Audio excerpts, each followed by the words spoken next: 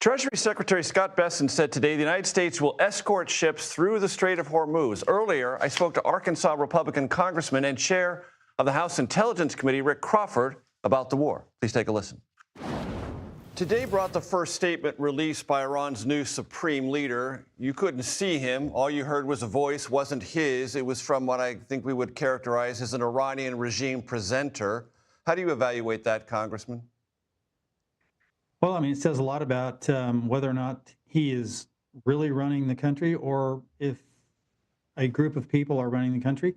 I would think if that were me, I would want the Iranian people to know that they do have a supreme leader and that he's present and he is in control. And I think what we've seen is fragmented leadership. We've seen that with sort of stray targeting of Gulf country neighbors. And I just think this is a real problem for the Iranian people, and the fact that they just aren't able to produce him publicly does raise a lot of questions. There's reporting that the U.S. intelligence community has at least preliminarily concluded that it will be unlikely for this aerial assault to dislodge the Iranian regime as we have come to know it. Do you agree with that? Well, I certainly wouldn't disagree with it, and I'm taking their word for it because they have the information at hand and I don't. I haven't been briefed on that, but I would say this. They've gone through a few layers of leadership, obviously, and so I think they are hunkered down and making sure that they don't make the same mistake again. They've made it 2 or 3 times now, and so I think it's in their interests. I think that there's some open source reporting indicating that they have sort of vacated their space and moving inland away from the targeted areas and are trying to secure that leadership regime. And I mean, that's probably a smart move on their part. They don't want to continue to be targeted. Doesn't necessarily mean that they can't be. It just means that they're very conscious of the fact that they are in fact targets. You know as well as I do that President Trump is granted a lot of leeway rhetorically, but yesterday he said this event going on in Iran is a little excursion. He also said it's a war. To your mind, Congressman, can it possibly be both? Well, I don't want to parse the president's words. He has his own way of expressing things. I think excursion is his characterization of this engagement as it applies to the length of time that he's committed to it. I think that he expects this to be done quickly and has demonstrated military prowess that we've probably never seen before. And so on that score, I'd say he's probably right. This could and should be over fairly quickly.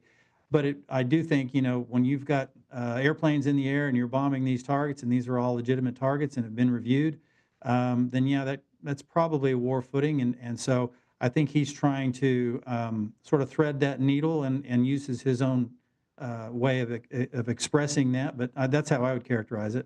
There was also reporting today in Axios that if the Iranians do succeed in harassing vessels and effectively closing down the Strait of Hormuz, that will make the president, in their words, more dug in. How do you evaluate the situation as we know it in the Strait of Hormuz and how critical that is to resolving this one way or the other? Yeah, this isn't the first time that the Strait of Hormuz has been threatened kinetically, and they're striking these. The first one that they struck was actually an Iranian vessel that was under sanction. They were willing to sacrifice that vessel to make a statement. That statement was, look, what we can do if we can't strike militarily or mine the strait is to undermine the actuary's ability to write insurance on it. So basically, that corridor is closed off from an insurance perspective. Can we reopen it militarily? Yeah, I think we have the ability to do that. That's a decision that President Trump is going to make. It's in the rest of the world's interest to reopen that transit so that 20-some% of those products of the world's global supply moves through the Strait of Hormuz. And so I think it's important that the trade route be restored. It just remains to be seen how dug in the Iranians are, quite frankly. I mean, they're targeting indiscriminately, and they're trying to make backdoor deals with other countries to give them safe passage. I know that just according to some open source reporting that I've seen, Pakistan has sent a couple of vessels to help escort Pakistani flagged vessels because they receive nearly 90% of their energy comes through that strait as well. So it's obviously very important to the rest of the world. On CNBC this morning, the Energy Secretary Chris Wright was asked how soon the U.S. Navy could escort vessels there in the Strait of Hormuz. He said not till the end of this month, and he wasn't even absolutely certain about that. Are you comfortable with that timeline? I'm not going to characterize that statement at all because I haven't talked to the Department of War on that, what their assessment is of how quickly they can move on that. But I do know that it's a topic of conversation. It won't be the first time that we've escorted tankers. As I said, it started back in 1988 when the Samuel B. Roberts was struck after the mining that the Iranians did. So we have precedent and history of doing that. And so I suspect that's definitely going to be one course of action they'll pursue.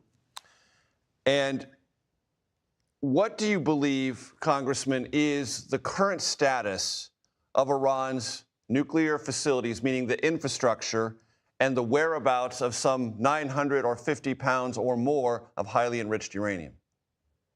So I haven't gotten a report on how much fissile material still remains there, but obviously the idea is if they've still got fissile material and a will, they're going to try to develop nuclear weapons. That's just all there is to it. And so I think the president sees it the same way, which is why he took the action that he did, because they were so close to being able to deliver an actual nuclear weapon against the United States targets and our allies. And so that's why that he took the initiative.